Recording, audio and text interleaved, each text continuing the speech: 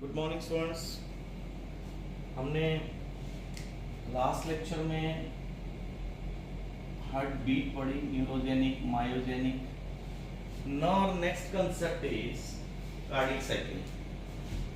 Cardiac cycle means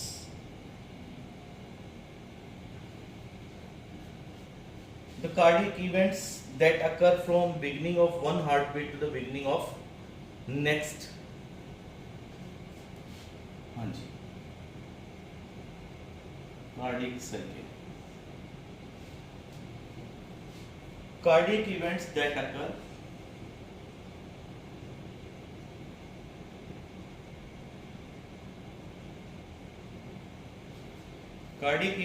occur from the beginning of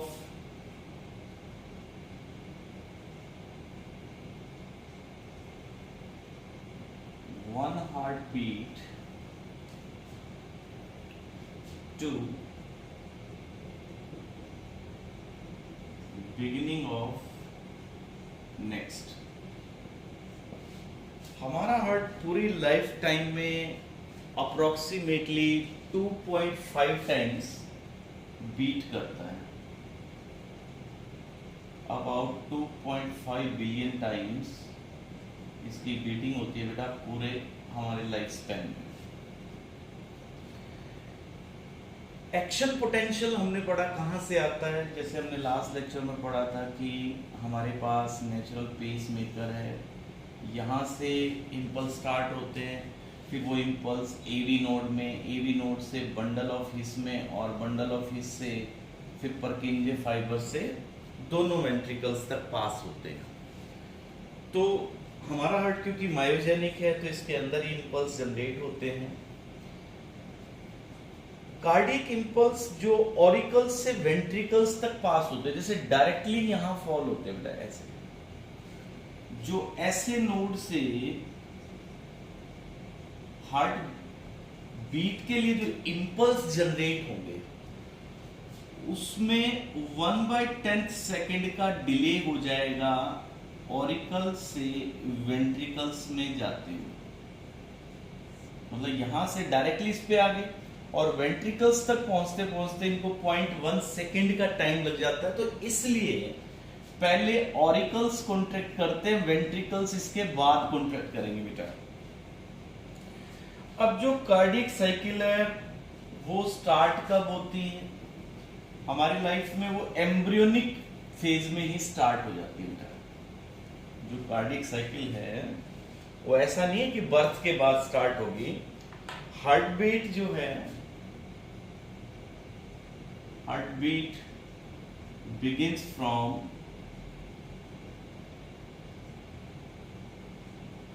embryonic phase, मतलब birth से पहले ये शुरू हो गया। जैसे ये स्टार्ट होती है उसके बाद ये फिर होल लाइफ चलती रहेगी। और एक बार जब ये पंप करता है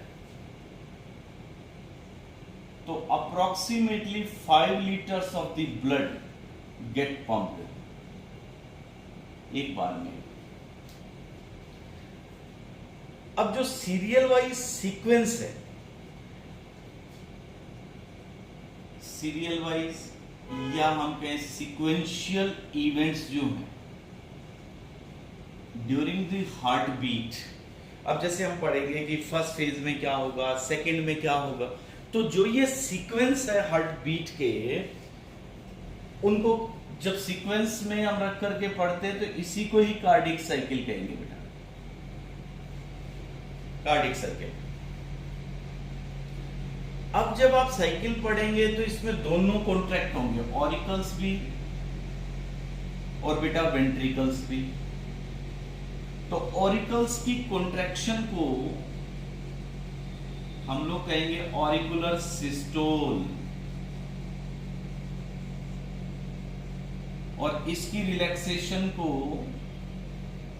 हम लोग टर्म यूज करेंगे डायास्टोल। सिमिलरली इसमें भी दो होंगे बेटा, सिस्टोल एंड डायास्टोल। ये फेजेस चलेंगे इसमें। कार्डियक साइकिल को कितना टाइम लगेगा अगर ये चेक करना हो, मींस जैसे हार्ट बीट कर रहा है उसकी एक साइकिल में टोटल कितना टाइम लगेगा? कार्डियक साइकिल का अगर आपने टाइम निकालना हो 1 मिनट में, तो 1 minute divided by total beating, तो 60 सेकेंड है बेटा, और बीटिंग कितनी करता है? 72 रेस्ट फेज में। तो इसका मतलब एक साइकिल में टाइम कितना लग गया? 0.8 सेकेंड्स। तो कार्डियक साइकिल टोटल कितने टाइम में कंप्लीट होगी? 0.8 सेकेंड्स में ये कंप्लीट होगी बेटा। अब कार्डियक इवेंट्स अगर आपने देखने हो, कार्डियक इवेंट्स, इसको हम ऐसे रिप्रेजेंट कर सकते हैं।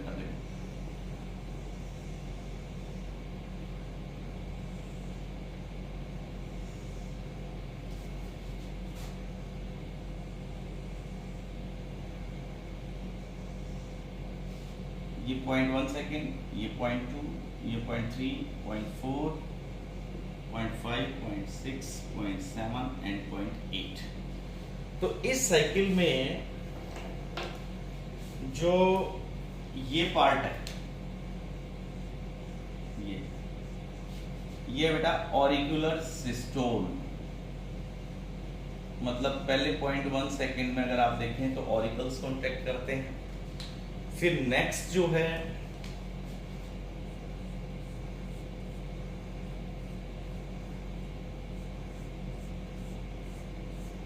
ये है बेटा वेंट्रिकुलर सिस्टोल,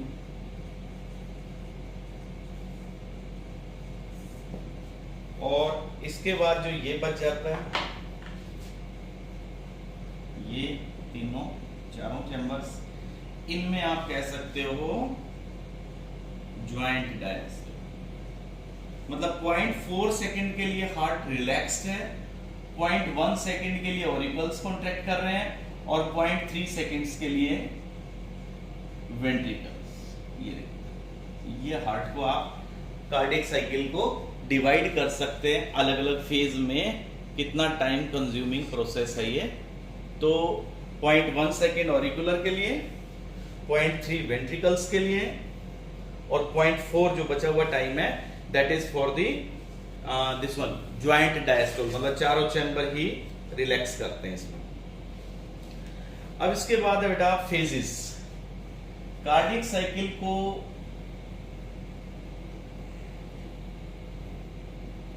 हम लोग 3 फेजेस में स्टडी करते हैं। फर्स्ट है इसका ज्वाइंट डायस्टोल।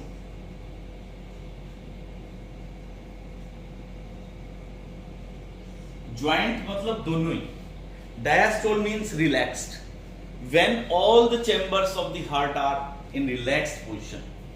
Second is बेटा auricular systole,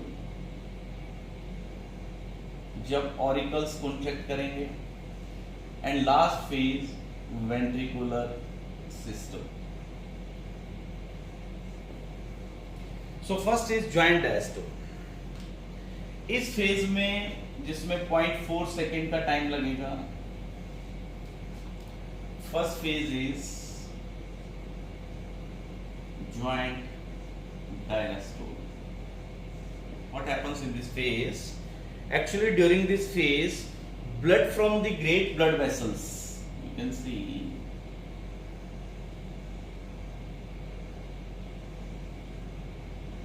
इस फेज में चारों चैम्बर रिलैक्स्ड हैं, सेमिल्यूनर वाल्व्स क्लोज्ड हैं, एवी वाल्व्स ओपन हैं, यहां superior vena cava,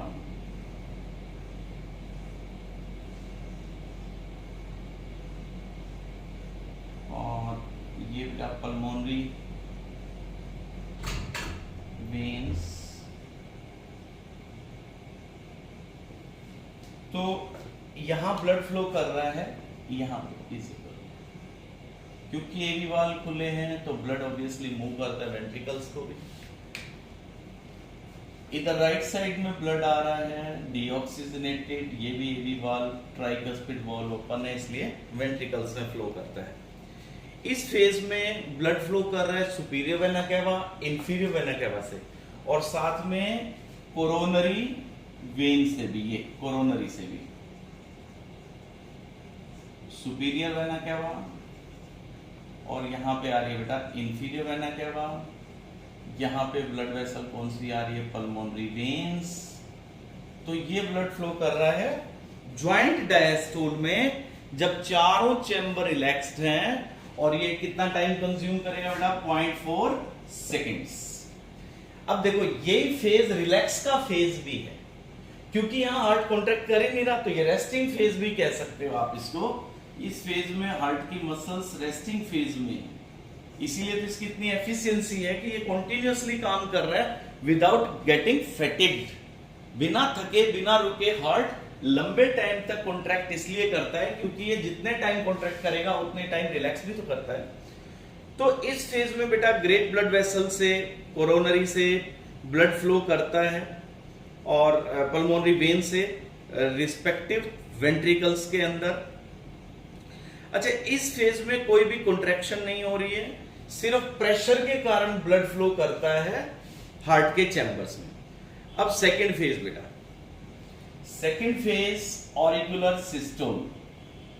auricular systole मतलब ये दोनों अपर चैम्बर कॉन्ट्रैक्ट करना स्टार्ट करेंगे एक साथ, ऐसे ये डाउनवर्ड्स आएंगे, और इनमें जो ब्लड है वो रिस्पेक्टिव वेंट्रिकल्स के अंदर फ्लो करेगा, और वेंट्रिकल्स फिल हो जाएंगे इस ब्लड से। तो सेकेंड फेज है बेटा auricular systole.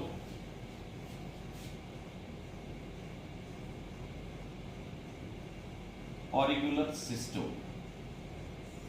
It lasts for 0.1 seconds only. What happens in this phase? Contraction of both auricles drives most of their blood into respective ventricles which are still relaxed. दोनों ventricles already relaxed position में हैं. Auricles blood push करते हैं नीचे रखे हुए ventricles में, ये ब्लड फ्लो कर जाएगा यहाँ. You can see that these ventricles get fulfilled due to contraction of the auricles. Ventricle अभी भी रिलैक्स पोजीशन में है, वेंट्रिकल्स तो अभी भी डायस्टोल में ही, रिलैक्स्ड में ही है. ऑरिकुलर सिस्टोल में अब एक क्वेश्चन ये आता है कि क्या ब्लड वापस फ्लो करेगा, क्योंकि देखो जैसे यहां से ऑरिकल्स कॉन्ट्रैक्ट करना स्टार्ट करेंगे तो ये फुलफिल्ड है दोनों, तो क्या इसमें वेन्स में ब्लड बैक जाएगा और सुपीरियर इंफीरियर वेना केवा में? तो आंसर है नहीं, वापस नहीं जाएगा, क्योंकि एक तो ये वॉल जब कंप्रेस करती है ऑरिकल्स की, देखो ये वॉल जब कॉन्ट्रैक्ट करती है ऑरिकल्स की, तो उससे क्या होता है, सुपीरियर वेना केवा कंप्रेस कर जाती है, कंप्रेस सुपीरियर वेना केवा, इसलिए नहीं जाएगा. सिमिलरली यहां पे जो 4 पल्मोनरी वेन्स हैं, पल्मोनरी वेन भी कंप्रेस कर जाएंगे due to compression of the wall of auricles. और जो 2 और रह गई हैं नीचे, इंफीरियर वेना केवा और कोरोनरी साइनसिस, इनमें क्यों नहीं जाएगा? हमने पहले देखा था बेटा, इसमें द बेशियन वाल्व है और इसमें बेटा अस्टेचियन वाल्व है. तो these valves get closed to check the backflow of the blood into inferior vena cava and coronary sinuses. तो ये दोनों वाल्व्स बंद हो जाते हैं ताकि ब्लड वापस इनके अंदर फ्लो नहीं करे.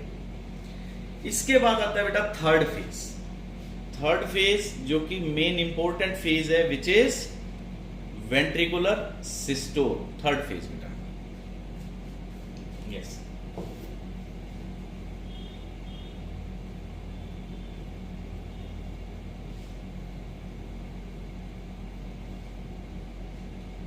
This is third phase, ventricular systole. ये कितना टाइम रहता है बच्चों? 0.3 सेकेंड्स के लिए रहता है ये फेज. हाँ जी. वेंट्रिकल्स की कॉन्ट्रैक्शन जब स्टार्ट होती है तो ऑब्वियसली ब्लड का प्रेशर बढ़ जाएगा, और इस प्रेशर से देखो जैसे ये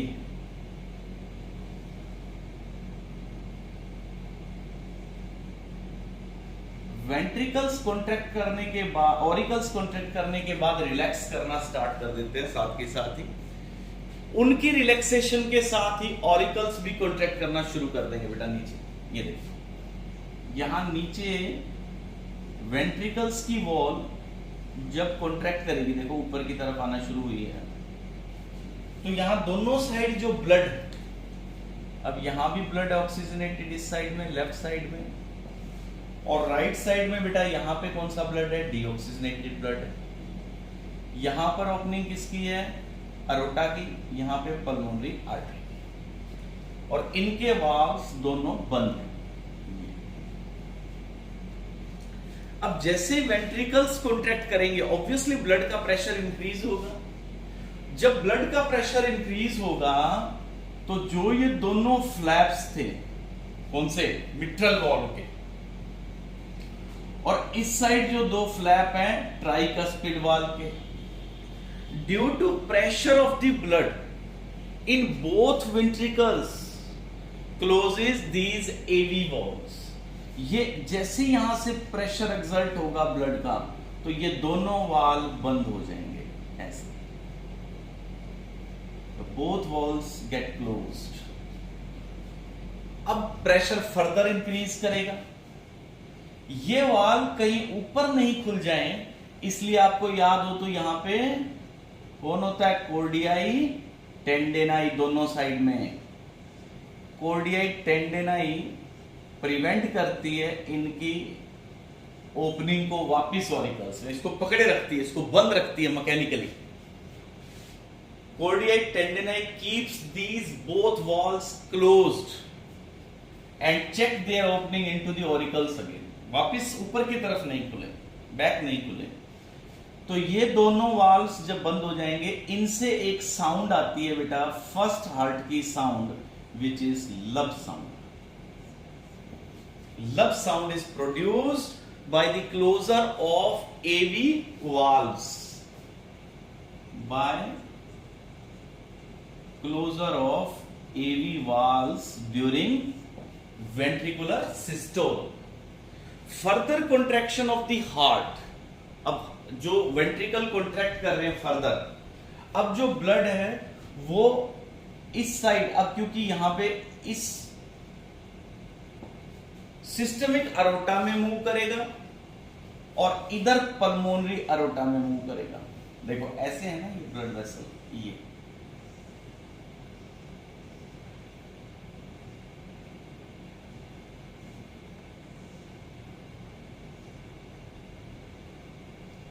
यहां पे सेमीलूनर वाल्व्स थे, ये वाले, ये यूं थे वाल्व्स। अब प्रेशर के कारण ये दोनों वाल्व्स खुल जाते हैं बेटा, ये देखो, ये अरोटा का वाल्व और ये पल्मोनरी, ये वाल्व ऊपर की तरफ अंदर ऐसे खुल जाएंगे यूं, और ब्लड फ्लो करेगा यहां अरोटा में, ये देखो इस तरह से, और ये ब्लड मूव करेगा इधर लंग्स की तरफ, ये। तो फर्स्ट साउंड प्रोड्यूस हुई लब, सेमिलुनर वाल्व्स जो पहले बंद थे खुल जाएंगे, ब्लड मूव करेगा, जैसे वेंट्रिकल्स कॉन्ट्रैक्ट होंगे दोनों चैम्बर्स का, दोनों वेंट्रिकल्स का ब्लड अरोटा और पल्मोनरी आर्टरी में फ्लो कर जाएगा। जब वेंट्रिकल्स कंप्लीट कॉन्ट्रैक्ट करेंगे, सारा ब्लड जब इन्होंने पुश कर दिया, जैसे वेंट्रिकल्स यहां तक आगे बच्चों, यहां तक सारा ब्लड पुश कर दिया इन्होंने, और ऊपर ऑरिकल्स का क्या हाल है, ये भी रिलैक्स हो रहे हैं, इनमें ब्लड आना शुरू हो गया क्योंकि ये एवी वाल्व बंद है, इसलिए ब्लड यहीं आएगा ना, इधर ये ब्लड फ्लो करना शुरू हो गया ये रिलैक्सेशन के साथ साथ। अब जब हार्ट रिलैक्स कर रहा है, जब ऑरिकल्स तो पहले रिलैक्स कर रहे थे बेटा, now at this stage ventricle start relaxation, means ventricular diastole. जब वेंट्रिकुलर डायस्टोल फेज शुरू होगा, ध्यान देना बेटा, वेंट्रिकल्स रिलैक्स करना, जब कॉन्ट्रैक्ट करेंगे सारा ब्लड फ्लो कर जाएगा। व्हेन दे स्टार्ट रिलैक्सेशन, तो जब ये नीचे आएंगे, ये देखो ऐसे, अभी ऑरिकल्स रिलैक्स कर रहे हैं, ये जब नीचे की तरफ मूव करेगा तो ऑब्वियसली यहां पे, यहां जो ब्लड पास कर रहा था इन दोनों ब्लड वेसल्स में,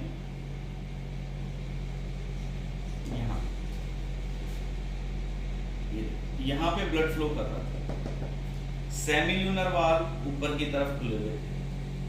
अब जैसे यहां पे वेंट्रिकल्स नीचे जाएंगे, प्रेशर डिक्रीज हो गया, ब्लड का प्रेशर वेंट्रिकल्स में डिक्रीज हो जाएगा। जैसे प्रेशर डिक्रीज होगा, व्हाट विल हैपन, जो ये ब्लड है ये बैक फ्लो करेगा दोनों में, अरोटा में और पल्मोनरी आर्टरी में। ये देखो, ये सेमिल्यूनर वाल्व यूं खुले हुए थे, ब्लड फ्लो कर रहा था। अब क्योंकि यहाँ पे ये बड़ी आर्टरी है, यहाँ ब्लड ज्यादा जाता है, ये देखो ऐसे, ये ऐसे प्रेशर हाई है यहाँ पे, क्योंकि नीचे प्रेशर लो हो गया, ये ब्लड वापस आएगा, बैक फ्लो करेगा। जैसे ये बैक फ्लो करेगा दोनों साइड का ब्लड, तो ये सेमिल्यूनर वाल्व्स फिर से बंद हो जाएंगे। क्लोजर ऑफ सेमिल्यूनर वाल्व्स एक साउंड और प्रोड्यूस करते हैं। अब जो साउंड आएगी बेटा डब, तो लब तो आई थी यहां से और डब आई है क्लोजर ऑफ सेमिल्यूनर वाल्व्स। तो लब एंड डब साउंड प्रोड्यूस होती है बेटा, लब प्रोड्यूस होती है क्लोजर ऑफ एवी वाल्व से और डब प्रोड्यूस होती है closure of semilunar valve, SL valve. Semilunar valve के बंद होते ही डब साउंड आ जाएगी, ठीक है। इसके बाद अब है बेटे एफिशिएंसी ऑफ द हार्ट। वो मैंने इसी में आंसर दे दिया था आपको इस क्वेश्चन का कि हमारा हार्ट एफिशिएंसी इसकी, यानी ये बिना रुके काम कैसे करता है, तो आप कहोगे 0.4 सेकेंड के लिए रिलैक्स रहता है, 0.4 सेकेंड के लिए कॉन्ट्रैक्ट करता है, इक्वल टाइम ये रिलैक्स्ड है, इसलिए इसकी एफिशिएंसी रहती है बेटा। इसके बाद नेक्स्ट है बच्चों स्ट्रोक वॉल्यूम। हार्ट का स्ट्रोक वॉल्यूम कितना है, तो आपने याद रखना अप्रोक्सीमेटली 70 ml ब्लड पंप होता है इससे, इसका पर स्ट्रोक जो वॉल्यूम है that is 70 ml। Now the difference between these two sounds, लब साउंड एंड डब साउंड, अभी हमने जो पढ़ी, लब और डब साउंड में डिफरेंस क्या है। लब साउंड जो होती है वो डल साउंड होती है और ये प्रोलॉन्ग साउंड है, अबाउट 0.15 सेकेंड के लिए। जो डब साउंड है वो शार्प और शॉर्टर पीरियड की है, इसका पीरियड कम है और इसकी पिच ज्यादा है, हाई पिच साउंड है। टाइम कितना लेती है 0.1 सेकेंड। ये कब आती है बेटा, at the beginning of ventricular systole, और वो कब आएगी जब डायस्टोल आएगा, ये आएगी बिगिनिंग ऑफ वेंट्रिकुलर डायस्टोल, तभी तो आएगी ना, क्योंकि जब वेंट्रिकल रिलैक्स करेंगे तभी सेमिल्यूनर वाल्व बंद होंगे। और ये तो इनिशियली आ गई थी क्योंकि एवी वाल्व तो साइकिल के वेंट्रिकुलर सिस्टोल के शुरू में ही आ गई थी आवाज, ठीक है बेटा। ये क्लोजर ऑफ एवी वाल्व से आती है, आप जानते हैं, और ये आती है बेटा क्लोजर ऑफ एसएल वाल्व। अब किसी पर्सन के अगर वाल्व्स खराब हो, डिफेक्टिव वाल्व्स हो, तो याद रखना एक पर्टिकुलर साउंड आती है डिफेक्टिव वाल्व में, मिर साउंड आएगी। ठीक है, तो ये हमने कार्डियक साइकिल कंप्लीट कर लिया बेटा, हार्ट बीट पढ़ लिया है। अब हमारा इसमें ब्लड क्लोटिंग और जैसे ब्लड कंपोजिशन सिंपल टॉपिक्स रहते हैं वो नेक्स्ट लेक्चर में कंप्लीट कर लेंगे बेटा। Thank you, have a nice day.